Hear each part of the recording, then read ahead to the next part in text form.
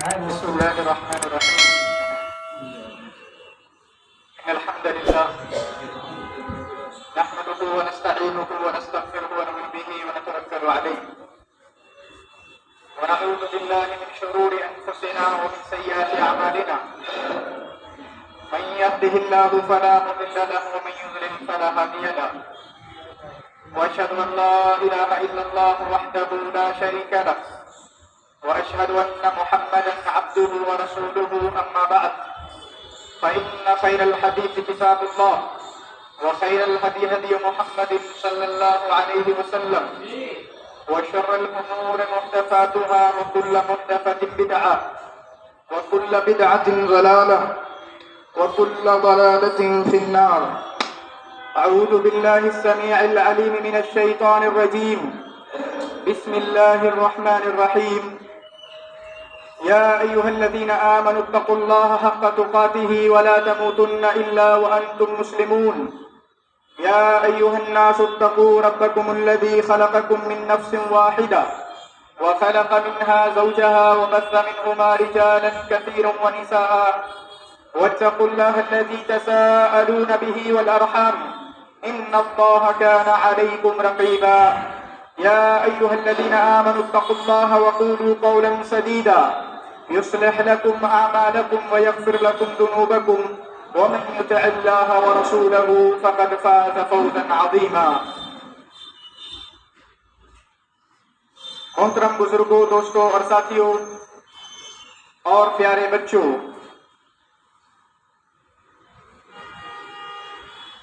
آج کے اس خطبہ جمعہ میں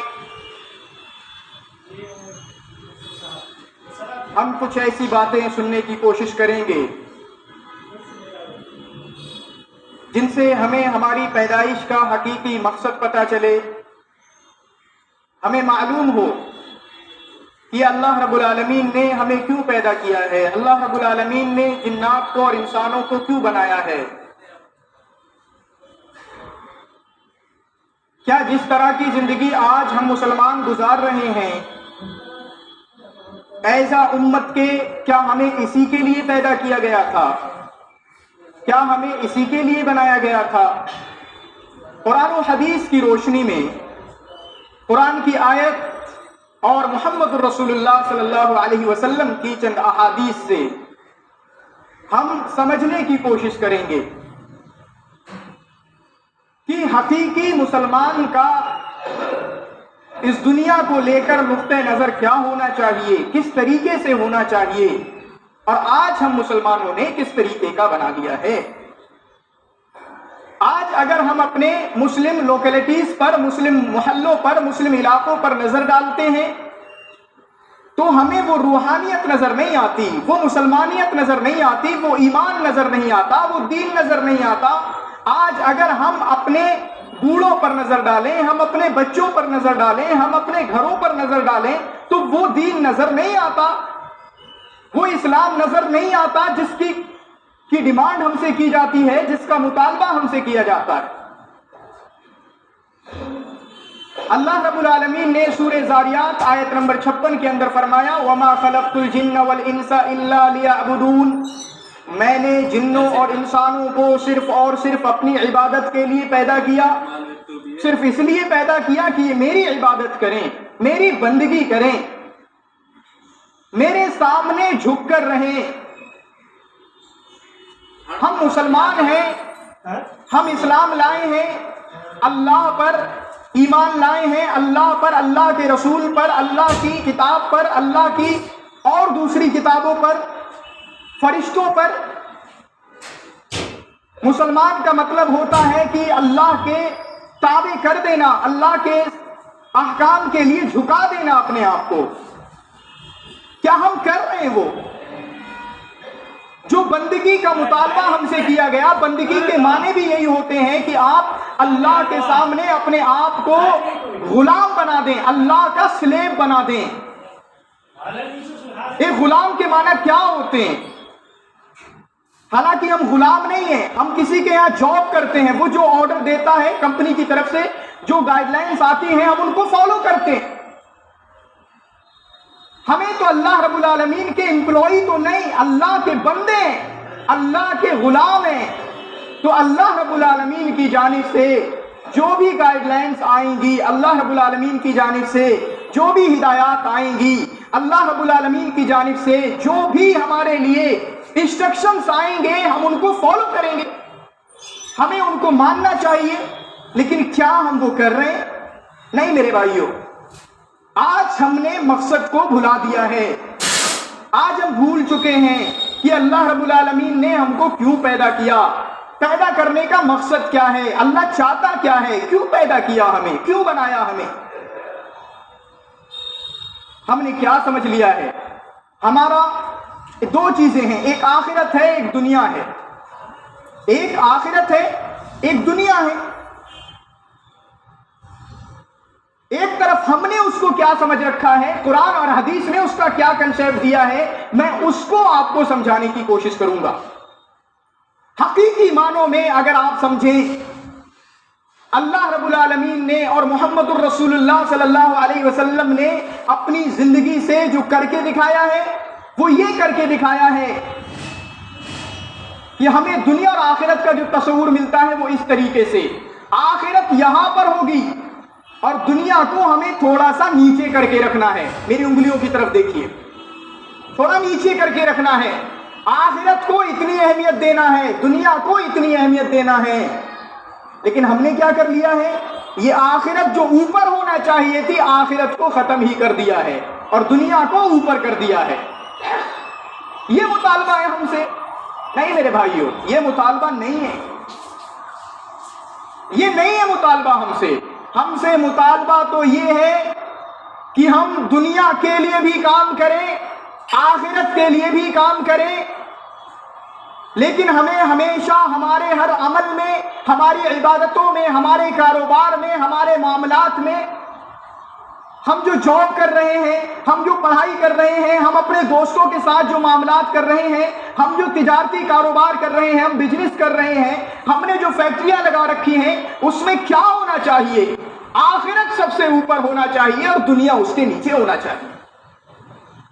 اللہ رب العالمین نے فرمایا بل تؤثرون الحیات الدنیا والآخرۃ خیر وابقی، تم تو دنیاوی زندگی کو ترجیح دیتے ہو کہ ہمیشہ دنیا میں رہنا ہے، والآخرۃ خیر وابقی، آخرت بہتر ہے اور ہمیشہ ہمیش رہنے والی ہے۔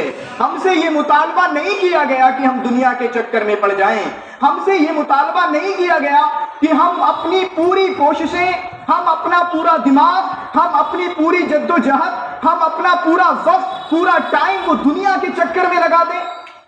یہ نہ اللہ کے رسول کی زندگی سے ملتا ہے، نہ صحابہ کی زندگی سے ملتا ہے۔ اگر اللہ کے رسول کی زندگی سے یہ نہیں مل رہا، محمد الرسول اللہ صلی اللہ علیہ وسلم کے فالوورز صحابہ سے یہ نہیں مل رہا، تو ہم کس کو فالو کر رہے ہیں؟ ہم کس کو اپنا آئیڈیل بنائے ہوئے ہیں میرے بھائیوں؟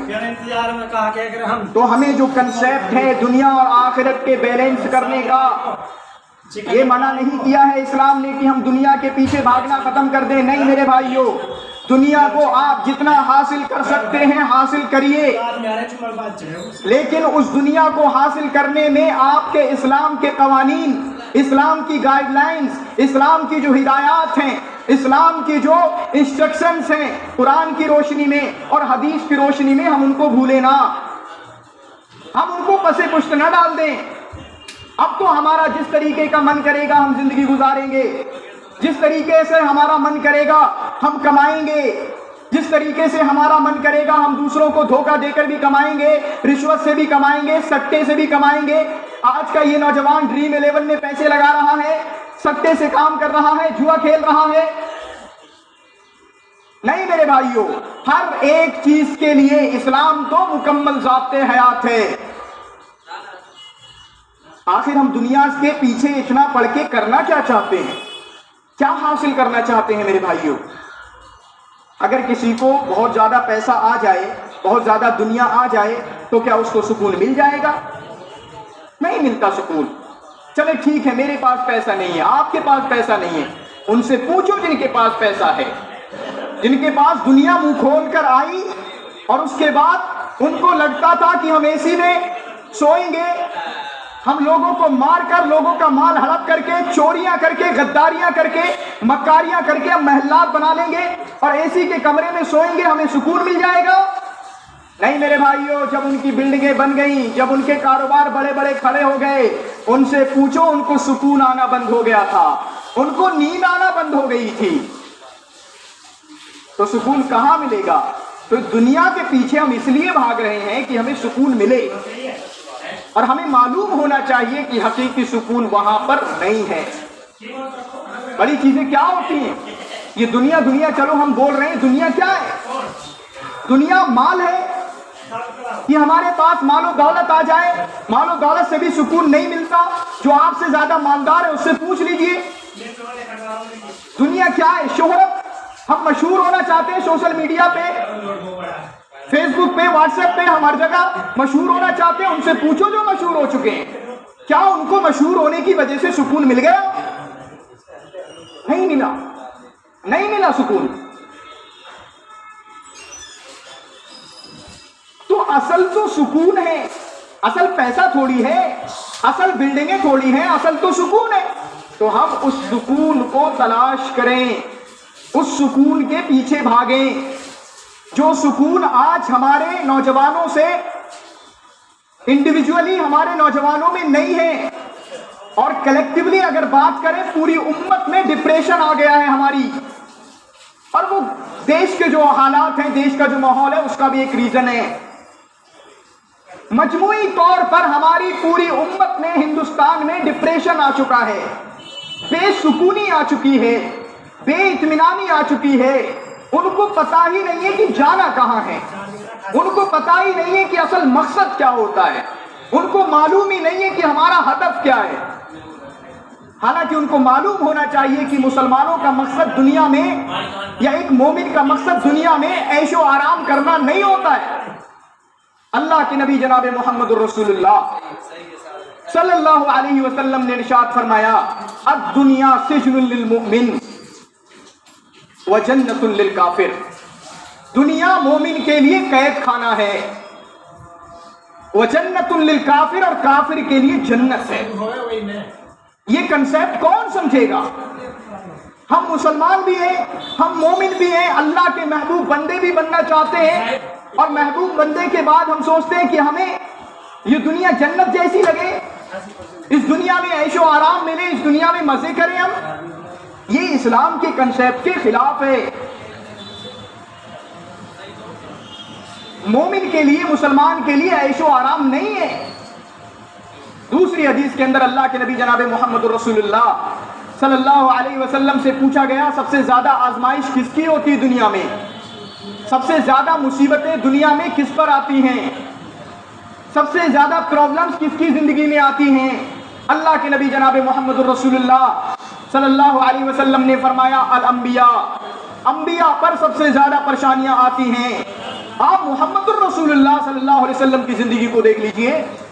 آج ہماری زندگی میں پرابلم آ جائے، ہمارے گھر میں کسی ایک بندے کا انتقال ہو جائے، ہم گریہ وزاری کرتے ہیں، ہم اللہ رب العالمین کو گالی دیتے ہیں، شاکی ہو جاتے ہیں، مسجدیں چھوڑ دیتے ہیں، نہیں اللہ ہے ہی نہیں، مجھ پر مصیبت آ گئی، میرا بھائی پچھلے 20 سال سے بیمار ہے، میری ماں کا انتقال ہو گیا، میرے بچوں کا انتقال ہو گیا، اللہ ہے ہی نہیں ہے، اللہ ہم پہ ظلم کر رہا ہے۔ میرے بھائیوں، اللہ کے نبی جناب محمد رسول اللہ صلی اللہ علیہ وسلم کی زندگی اٹھا کر دیکھیے۔ پیدا ہوئے ہیں، باپ دنیا میں نہیں ہے، پیدا ہونے سے پہلے باپ کا انتقال ہو چکا ہے 2 مہینہ پہلے۔ 6 سال کے ہوتے ہیں، ماں کا انتقال ہو جاتا ہے، پالنے لگتے ہیں دادا۔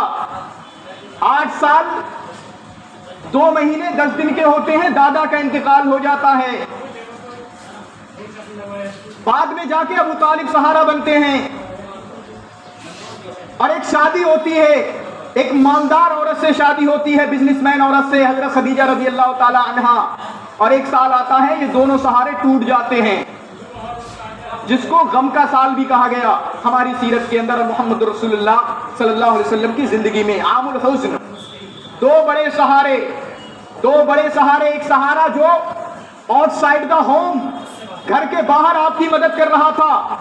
اگر ابو طالب نہ ہوتے تو یہ کفار قریش آپ کو مار ڈالتے، اور مارنے میں کسر انہوں نے کون سی چھوڑی تھی؟ ہجرت کیوں کی گئی؟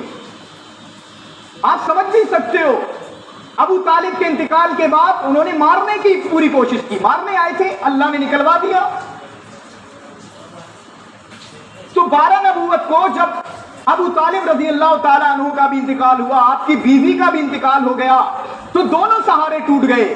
جو باہر مدد کر رہا تھا وہ بھی چلا گیا، جو اندر مدد کر رہا تھا، جب باہر پٹ کر آتے تھے، باہر گالیاں سن کر آتے تھے، جب باہر لوگوں کو اللہ کی دعوت دے کر آتے تھے، تو جو پیسے والے ہوتے ہیں، جو گھمنڈی ہوتے ہیں، وہ کہاں اچھی باتیں مانتے ہیں، وہ کہاں دین کی باتیں مانتے ہیں؟ محمد الرسول اللہ کو پیٹنے لگتے تھے، محمد الرسول اللہ صلی اللہ علیہ وسلم کو گالیاں دینے لگتے تھے، اور اس کے بعد باہر پریشان ہو کر آتے تھے، گھر میں سہارا دیتی تھی کون؟ خدیجہ۔ خدیجہ کہتی تھی کہ اللہ آپ کو بے سہارا نہیں چھوڑے گا، آپ تو لوگوں کی مدد کرتے ہیں، آپ صلہ رحمی کرتے ہیں، آپ کے اندر کوئی فالس نہیں ہے، آپ صحیح ہو، آپ غلط نہیں ہو، کیونکہ آپ کے اندر یہ خوبیاں ہیں۔ دونوں سہارے ختم ہو جاتے ہیں۔ سب سے اچھے انسان، اللہ کے نبی نے خود فرمایا انا سید ولد اعظم لا فخرا، میں اس کائنات میں انسانوں کا سردار ہوں، یہ فخریہ طور پر نہیں کہہ رہا، حقیقت ہے۔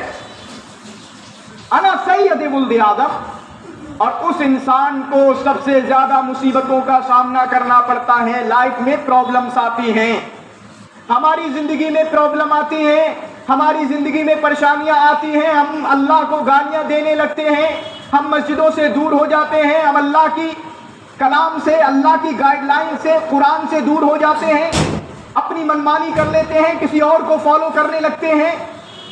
یہ کہاں کا طریقہ ہے؟ یہ کیسا شیوا ہے؟ میرے بھائیوں، ہم اپنے آپ کو سنبھالیں، اللہ سے قریب کرنے کی کوشش کریں۔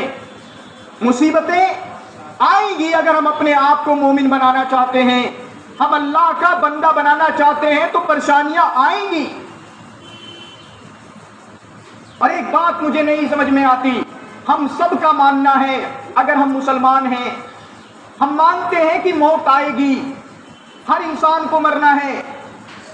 اللہ رب العالمین نے فرمایا کل نفس ذائقۃ الموت وانما توفون اجورکم یوم القیامہ فمن زحزح عن النار وادخل الجنہ فقد فاز وما الحیاۃ الدنیا الا متاع الغرور۔ ہر انسان کو مرنا ہے، ہر انسان کو موت کا مزہ چکھنا ہے، آپ کو بھی مرنا ہے، مجھے بھی مرنا ہے۔ ارے کوئی خیالی بات نہیں ہے، آپ کے دادا کا انتقال ہوا ہے، آپ کا بیٹا اس دنیا سے گیا ہے، آپ کی بیٹی اس دنیا سے گئی ہے، آپ خود اپنے ہاتھوں پر لے کر آپ نے ننھی سے 1 سال کی بچی کو دفنایا ہے۔ اللہ کے نبی صلی اللہ علیہ وسلم نے اپنے بیٹے 1.5 سال کے بیٹے حضرت ابراہیم کو دفنایا ہے، آپ نے بھی دفنایا ہے، آپ کی بھی دادی اور نانی کا انتقال ہوا ہے، تو ہمیں اپنے بارے میں کیوں لگتا ہے کہ ہمیں نہیں مرنا؟ ہمارے گھر سے ہی 12 سال کے بچے کا بھی انتقال ہوا، ہمارے گھر سے ہی 6 سال کے بچے کا بھی انتقال ہوا، ہمارے گھر سے ہی 20 سال کا نوجوان موٹر سائیکل اٹھاتا ہے، یونیورسٹی کا رخ کرتا ہے، ٹکر ہوتی ہے، مر جاتا ہے۔ 30 سال کا نوجوان جو اپنا کاروبار چلا رہا تھا چھوڑ کر چلا جاتا ہے، 3 سال 3 بچے اس کے بلکتے ہوئے ان کو یتیم کر جاتا ہے۔ 40 سال کا ایک جوان وہ بھی گیا ہے، 50 سال کا بوڑھا وہ بھی گیا ہے، تو ہمیں کیوں لگتا ہے کہ میں 30 کا ہوں، میں 60 تک ہی جوں گا؟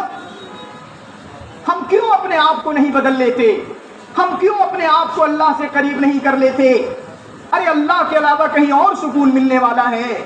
یہ نوجوان سمجھتا ہے کہ گانے سنے گا، فلاں کے گانے سنے گا تو اس کو سکون مل جائے گا۔ یہ رات کو سوتا ہے، نماز کی تو پرواہ نہیں ہوتی، نہ عشاء کی نماز پڑھی نہ فجر کی نماز کی پرواہ ہے، اور گانے لگا کر، ہیڈ فون لگا کر سو جاتا ہے، لگتا ہے کہ اس کو سکون ملے گا اور سکون سے نیند آ جائے گی۔ وہ غور کرے، جب سو رہا ہے، گانے لگا کر سویا ہے، اور اس کے بعد اس کی موت آ جائے تو کیا ہوگا؟ کون سی حالت میں اللہ سے ملاقات کرنے جا رہا ہے، کس حالت میں اللہ سے ملنے جا رہا ہے؟ تو ہم اپنے گربان میں جھانکیں، اپنی ڈیلی کی زندگی پر نظر ڈالیں، محاسبہ کریں اپنے آپ کا، اپنے گناہوں کا، اپنی زندگیوں کا۔ کیا ہم ہماری کمپنی کی جانب سے، ہمارے مالک کی جانب سے جس کے ہم سلیب ہیں، بندے ہیں، کیا ہم اس کی دی گئی گائیڈ لائنز کو فالو کر رہے؟ کیا ہمارے گھروں میں اللہ کی چل رہی ہے؟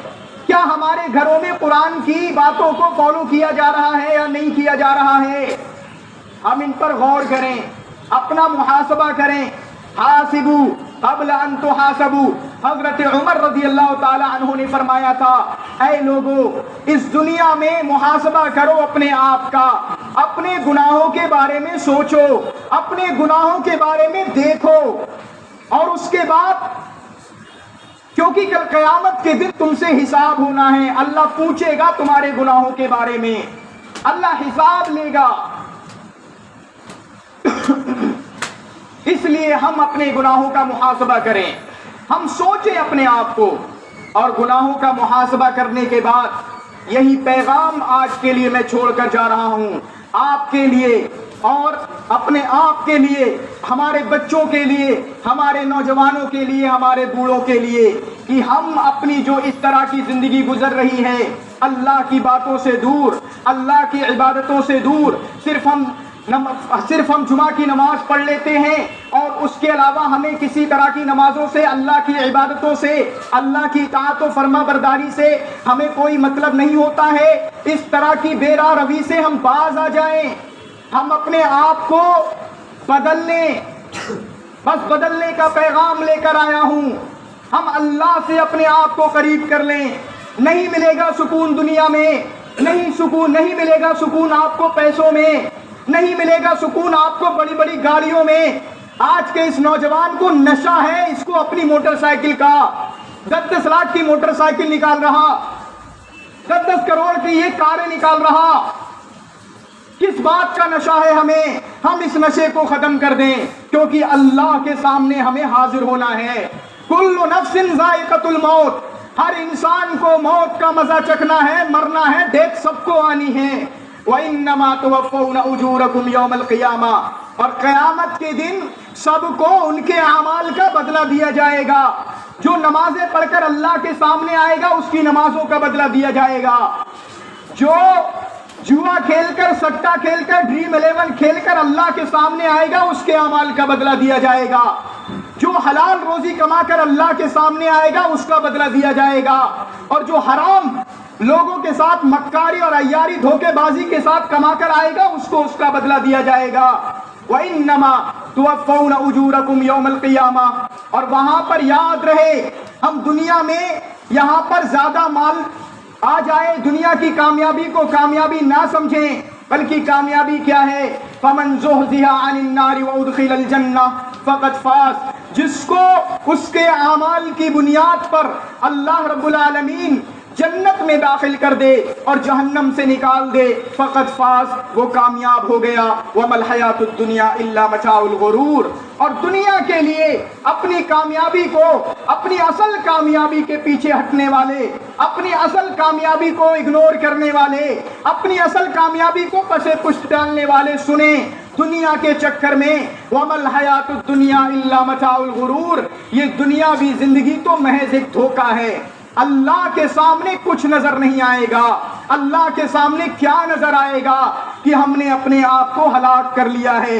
اللہ ہم کو واپس بھیج دے، اب دنیا کے چکر میں نہیں پڑیں گے۔ اللہ ہم کو واپس بھیج دے، اب نیک اعمال کریں گے، تیری عبادت کریں گے۔ اللہ کہے گا اب واپسی کسی کی نہیں ہوگی، اب کسی کو واپس نہیں کیا جائے گا۔ ہمارے نبی آئے تھے، ہم نے قرآن بھیجا تھا، اور محمد الرسول اللہ صلی اللہ علیہ وسلم کی شکل میں ایک پریکٹیکل قرآن بھیجا تھا، اور محمد الرسول اللہ صلی اللہ علیہ وسلم کی ہدایات کے ذریعہ اس قرآن کی شرح کی تھی، ہم نے اس قرآن کی تفسیر کی تھی کہ ان گائیڈ لائنز کا مطلب یہ ہے محمد الرسول اللہ صلی اللہ علیہ وسلم نے سمجھا دیا تھا، تمہیں سمجھ نہ آئی؟ محمد الرسول اللہ صلی اللہ علیہ وسلم نے واضح طور پر اپنے صحابہ کو بتلایا تھا دنیا کی کوئی اہمیت نہیں ہے، یہ دنیا تو مرے ہوئے مچھر کے برابر ہے، اس دنیا کو زیادہ اہمیت مت دینا۔ اللہ کے رسول صلی اللہ علیہ وسلم نے فرمایا تھا اے میرے صحابہ اتقوا الدنیا، تم دنیا سے بچنا، یہ دنیا بڑی کھل کر آئے گی، یہ دنیا بڑی بڑی ہریالیاں دکھائے گی، تمہیں بڑی بڑی خوشحالیاں دکھائے گی کہ تمہارا فلاں بن جائے تو اچھے ہو جاؤ گے، لیکن میرے بھائیوں ہمیں سمجھنا چاہیے دنیا اصل نہیں ہے، اس دنیا کے لیے ہمیں آخرت کی تیاری کرنا ہے۔ اللہ کے نبی جناب محمد الرسول اللہ صلی اللہ علیہ وسلم نے فرمایا اے میرے صحابہ جانتے ہو عقل مند کون ہے؟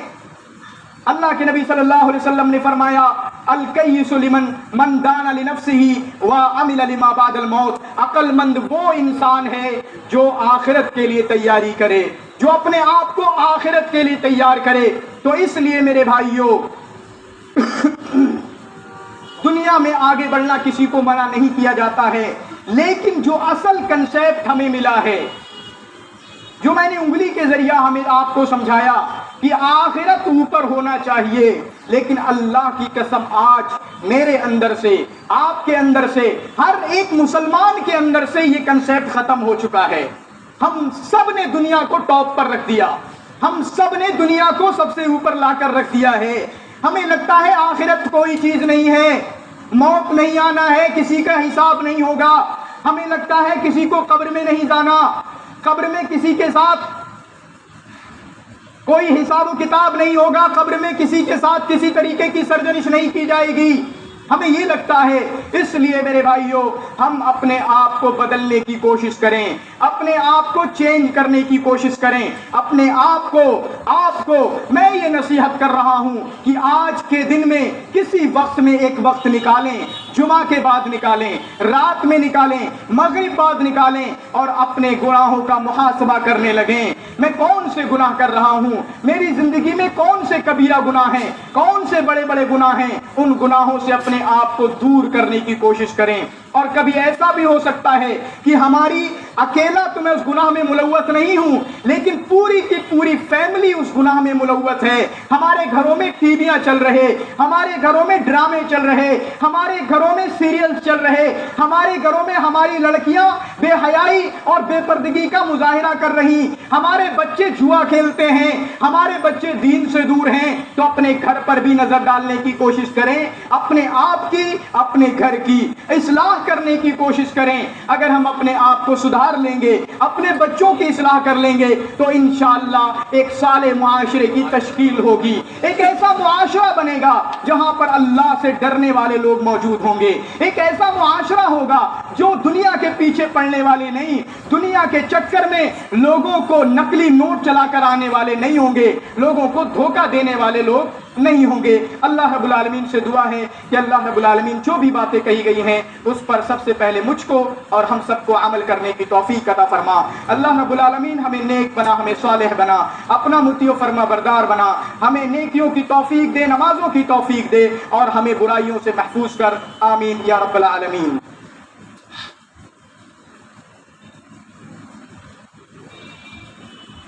إن الحمد لله نحمده ونستعينه ونستغفره ونؤمن به ونتوكل عليه ونعوذ بالله من شرور أنفسنا ومن سيئات أعمالنا من يهده الله فلا مضل له ومن يضلل فلا هادي له وأشهد أن لا إله إلا الله وحده لا شريك له وأشهد أن محمدا عبده ورسوله أما بعد وقال الله تعالى في كلامه المجيد إن الله وملائكته يصلون على النبي يا أيها الذين آمنوا صلوا عليه وسلموا تسليما